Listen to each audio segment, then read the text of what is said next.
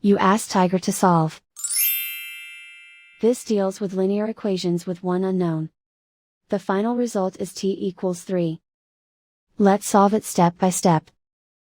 Simplify the expression. Expand the parentheses.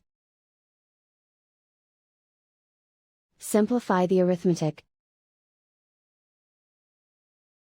Group all constants on the right side of the equation.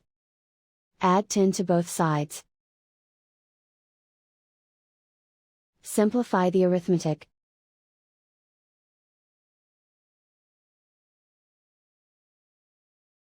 Isolate the t. Divide both sides by 5. Simplify the fraction. Find the greatest common factor of the numerator and denominator.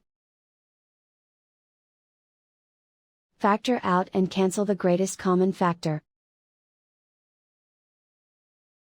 And so the final result is t=3.